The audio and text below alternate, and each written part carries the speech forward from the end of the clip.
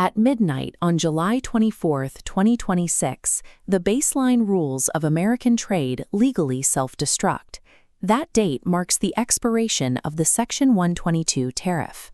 This flat 10% global import surcharge was installed back in February as a temporary measure to address severe U.S. balance of payments deficits.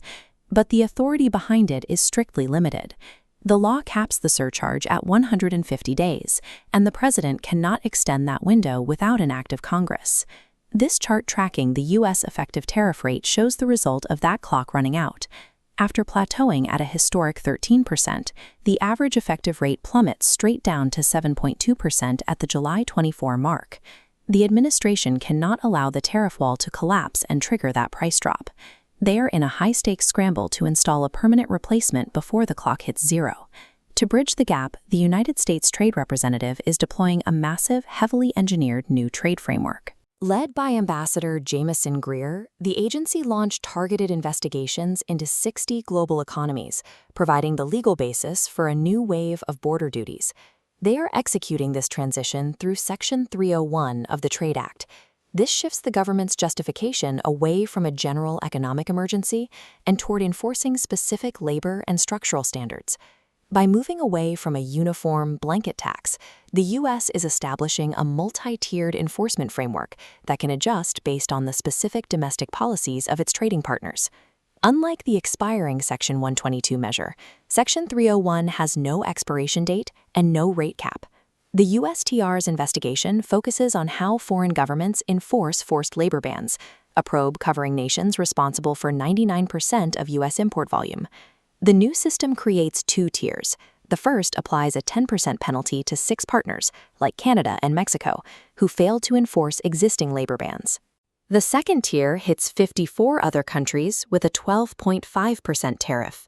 Lacking legal prohibitions, they fall into the maximum penalty zone. This two-tier system is a punitive structure designed to penalize any nation that refuses to align its regulations with American trade standards. India is the prime case study for the pressure created by this July 24 transition. Their export sector has already seen significant volatility, falling from a negotiated 18% bilateral rate down into the temporary 10% global bucket. Lacking domestic forced labor laws, India is slated to drop into the permanent 12.5% Tier 2 penalty box after July 24.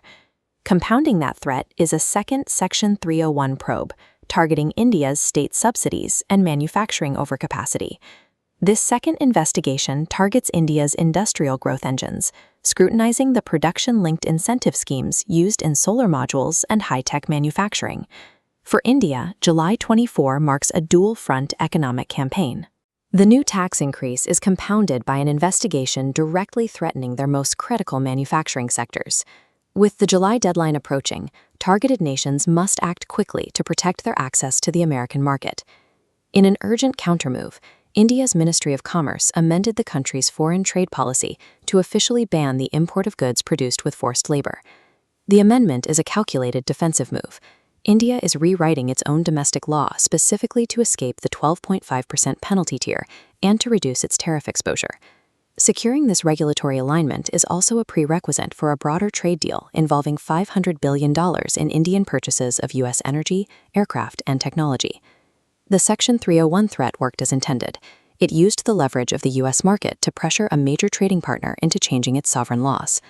When the clock strikes midnight on July 24, the era of the flat, temporary 10% emergency tax will be over. The new reality is a precision-guided tariff regime utilized to enforce regulatory compliance across the globe. Trading partners that fail to align their domestic rules with Washington's standards face being systematically priced out of the American market. The American tariff wall now functions as a regulatory lever, one that exerts direct control over the laws and policies of other nations.